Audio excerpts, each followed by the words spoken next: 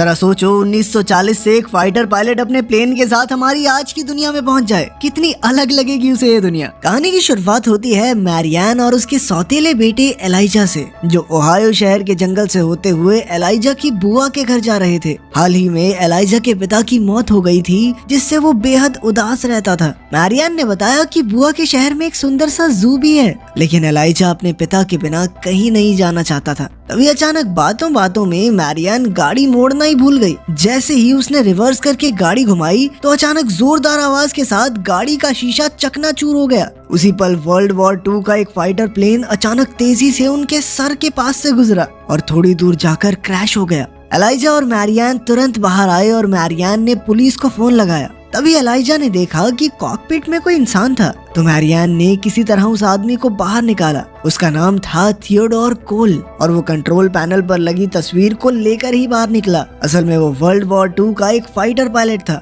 जो न जाने कैसे समय में आगे आकर 21वीं सदी में आ पहुंचा था। जल्द ही वो जलते हुए प्लेन से दूर आ गए और कोल ने मैरियान का शुक्रिया अदा किया। कोल ने बताया कि वो एक फाइटर पायलट है और उनसे पूछने लगा कि वो बर्मा में क्या कर रहे हैं। तब एलाइजा ने कहा कि तू साले पैग लगा के प्लेन चला रहा था क्या? अमेरिका में है, हम बर्मा में नहीं। लेकिन कोल ने पूरे कॉन्फिडेंस से कहा कि हम बर्मा में हैं और लड़ाई का समय चल रहा है, तुम बाहर क्यों घूम रहे हो? पर फिर आसपास देखने पर कोल को एहसास हुआ कि ये तो वही ओहायो शहर है जहाँ वो रहता था। तभी हम देखते हैं कि आसमान में बादलों के बीच अजीबोगरीब सा चमकता गोला बन गया था। इसके बाद हम देखते हैं कि पुलिस कोल को हॉस्पिटल ले आई, जहाँ उन्होंने मैरियान का भी बयान लिया। उसकी बातें सुनकर पुलिस ने हिसाब लगाया कि कोल का दिमागी संतुलन ठीक नहीं है। इधर एलाइजा सोच रहा था कि कहीं कोल सच में सेकेंड वर्ल्ड वॉर का फौजी तो नहीं। फिर एलाइजा चुपके से कोल के कमरे में गया। वहाँ उसने कोल के लॉकेट को छुआ तो अचानक कोल की आंख खुल गई और उसने एलाइजा को जोर से पकड़ लिया। कोल ने उससे पूछा कि उसे यहाँ क्यों रखा गया है, तो एलाइजा ने बिल्कुल सीरियस होकर पूछा कि क्या वो सच में एक फौजी है।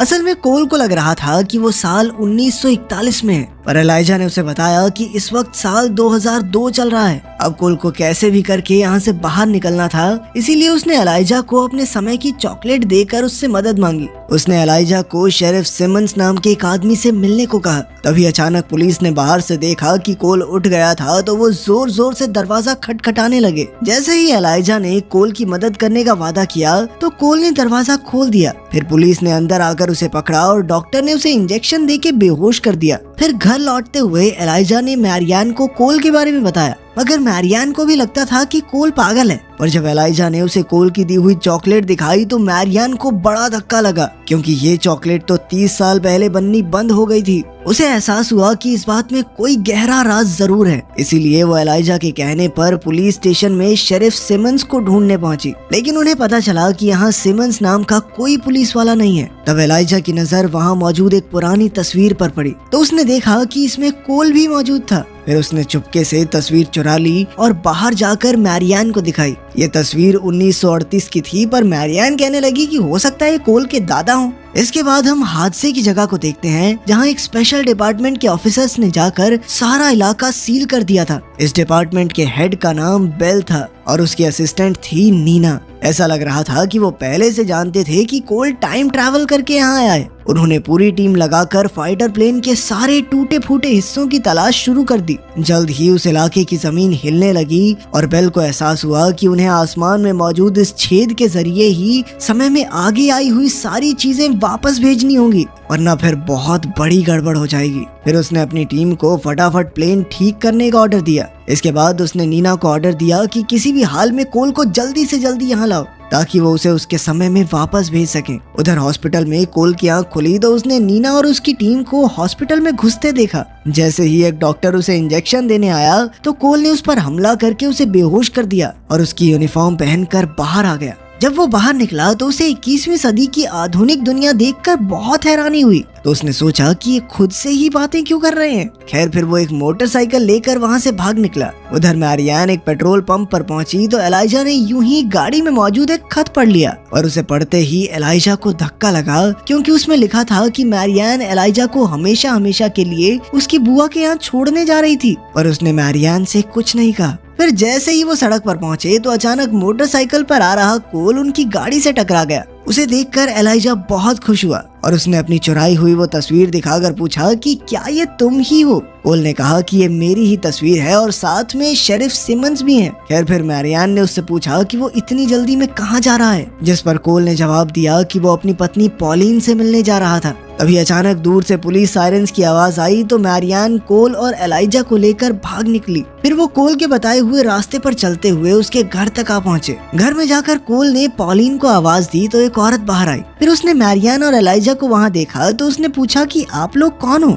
तो मैरियान ने यूं ही बात घुमाकर कहा कि कोल पॉलिन का पुराना दोस्त है और वो उससे मिलने आया है। फिर उस औरत ने कहा कि फिलहाल पॉलिन पॉटरी क्लास के लिए गई है, इसीलिए उन्हें थोड़ा इंतजार करना होगा। तभी कोल की नजर दीवार पर लगी तस्वीरों पर पड़ी और उसे धक्का लगा। असल में पॉलिन ने दूसरी शादी कर ली थी और उसके बच्चे भी थे। अब कोल निराश होकर बाहर जाकर खड़ा हो गया। इधर मैरियान ने इंटरनेट पर कोल के बारे में ढूंढा तो पता चला कि दूसरे विश्व युद्ध के दौरान एक क्रैश में कोल की मौत हो गई थी। उसी वक्त टीवी पर खबर आई कि एलाइजा को किसी ने अगवा कर लिया था। ये खबर देखते ही उस औरत ने तुरंत पुलिस को खबर कर दी। इधर कोल ने पीछे के दरवाजे से भागने की सोची पर वहाँ भी फौजी पहुँच चुके थे। तभी बाहर से लाउड स्पीकर पर ऑफिसर बेल की आवाज सुनाई दी, जिसके बाद कोल हाथ खड़े करके बाहर आ गया। बेल और नीना ने उसके करीब आकर कहा कि वो उसे कोई नुकसान नहीं पहुंचाना चाहते, बल्कि वो तो उसे उसके असली समय में वापस भेजना चाहते हैं। तभी अचानक जमीन फिर से हिलने लगी और नीना ने कहा कि ये सब कोल के टाइम ट्रैवल करके गलत समय में आने की वजह से हो रहा है। ऑफिसर बेल ने कहा कि वो गलती से भविष्य में आ गया है और उसे जल्द से जल्द वापस जाना होगा, वरना बहुत बुरा हो जाएगा। लेकिन उसी वक्त एलाइजा ने बाहर आकर कोल को बताया कि 1941 में क्रैश के समय उसकी मौत हो गई थी और जैसे ही वो अपने समय में वापस लौटेगा उसकी मौके पर ही मौत हो जाएगी। इसलिए वो उसी वक्त कोल के साथ गाड़ी में भाग निकला। जल्द ही पुलिस भी उनके पीछे लग गई, लेकिन कोल इस शहर के पुराने रास्ते जानता था, इसीलिए वो एक सुनसान जंगली इलाके में आ पहुंचा। अचानक गाड़ी का टायर पंचर हो गया और वो दोनों पैदल ही आगे निकल पड़े। फिर वो एक नदी किनारे पहुंचे तो कोल ने बताया कि वर्ल्ड वॉर में जाने से पहले उसने और पॉलिन ने आखिरी बार यहीं डांस किया था। यहीं उसने पॉलिन को अपने प्यार की निशानी के तौर पर एक लॉकेट दिया था। फिर उसने एलाइजा से अपनी मौत का पूरा सच पूछा तो एलाइजा ने बताया कि वो क्रैश के बाद दुश्मन की कैद में मारा गया था। ये सुनकर कोल को लगा कि उसके यहाँ होने से बहुत गड़बड़ी हो रही है, इसीलिए चाहे जो भी हो उसे वापस जाना ही होगा और एलाइजा को उसके साथ नहीं मैरियान के साथ होना चाहिए। मगर तब एलाइजा ने बताया कि मैरियान उसकी सौतेली माँ है और वो तो उसे हमेशा के लिए उसकी बुआ के पास छोड़ने जा रही है। एलाइजा ने कहा कि कोल और वो दोनों एक जैसे हैं क्योंकि उनका इस दुनिया में कोई भी नहीं। पर फिर कोल कहने लगा कि देख भाई, मैं यहाँ पॉलिन के चक्कर में आया था, उसने दूसरी शादी कर ली, बच्चे कर लिए, अब मेरा क्या काम यहाँ पे।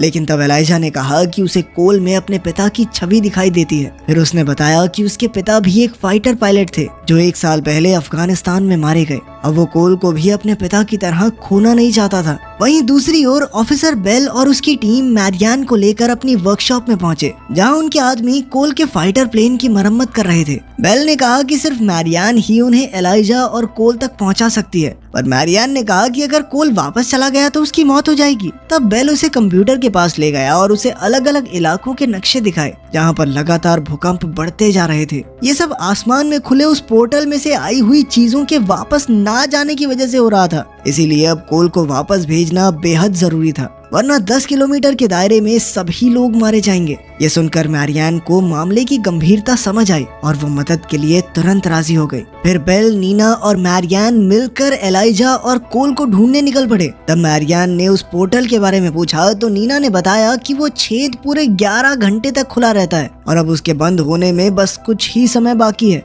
उधर कोल और एलाइजा पुलिस सायरन से भागते हुए शहर आ पहुंचे थे। जल्द ही हेलीकॉप्टर्स ने उन्हें ढूंढ निकाला और पुलिस ने चारों ओर से उन्हें घेर लिया। तभी बेल, नीना और मैरियान भी वहां पहुंचे। अब मैरियान ने पहले खुद जाकर कोल से बात करने की इजाजत मांगी। बेल मान गया और मैरियान ने कोल के पास जाकर कहा कि उसे पोर्टल बंद होने से पहले अपने समय में वापस जाना ही होगा, वरना इस इलाके के 10 किलोमीटर के दायरे में सभी लोग मारे जाएंगे। एलाइजा को लगा कि वो कोल को बेवकूफ बना रहे हैं, पर मैरियान ने उसे बाहों में लेकर समझाया कि यही सच है। आखिरकार कोल लौटने को राजी हो गया, पर जाने से पहले वो एक आखिरी बार पॉलिन से मिलना चाहता था। तब वो सभी पॉलिन के घर पहुंचे और बेल ने कोल को 5 मिनट का समय दिया। जब कोल अंदर गया तो पॉलिन टेबल पर बैठी किताब पढ़ रही थी। कोल को देखकर उसकी आंखें चमक उठी और कोल ने उसके पास जाकर माफी मांगी, क्योंकि वो पॉलिन को बिना अलविदा कहे ही युद्ध में चला गया था। कोल ने कहा कि मैं जानता हूँ कि तुम मुझे भूल चुकी हो, लेकिन मैं तो अभी भी तुम ही से प्यार करता हूँ। अब कोल के लौटने का वक्त हो चुका था, पर जाने से पहले पॉलिन ने उसे अपना लॉकेट दिखाया, जिसमें कोल की तस्वीर आज तक मौजूद थी। यह देखकर कोल की आंखें भर आई और उसने पॉलिन को एक आखिरी बार डांस करने के लिए पूछा। फिर उन दोनों ने एक दूसरे की बाहों में डांस किया और बेल कोल को लेने आ गया। कोल वापस आया तो एलाइजा और मैरियान उसका इंतजार कर रहे थे। उसका फाइटर प्लेन उड़ान के लिए तैयार था। तभी एलाइजा ने कोल को जोर से गले लगा लिया। इसके बाद कोल ने मैरियान को अकेले में जाकर कहा कि एलाइजा खुद को बहुत अकेला महसूस करता है, इसीलिए उसे बुआ के घर ना भेजकर अपने साथ रखना चाहिए। तब मैरियान ने एलाइजा को देखा और उसे अपने पति का चेहरा दिखाई दिया। कोल ने कहा कि शायद उसके यहाँ आने का यही मकसद था, जिसके बाद मैरियान ने वादा किया कि वो एलाइजा को अपने से दूर नहीं करेगी। अब जाने का वक्त हो गया था, पर अचानक कोल को याद आया कि उसने तो अपनी चॉकलेट एलाइजा को दी थी। उसने एलाइजा से चॉकलेट मांगी तो उसने कहा कि वो तो चॉकलेट खा गया। खैर, कोल ने कहा कि इससे शायद कोई फर्क नहीं पड़ेगा। अब कोल सबको अलविदा कहकर अपने फाइटर प्लेन में बैठा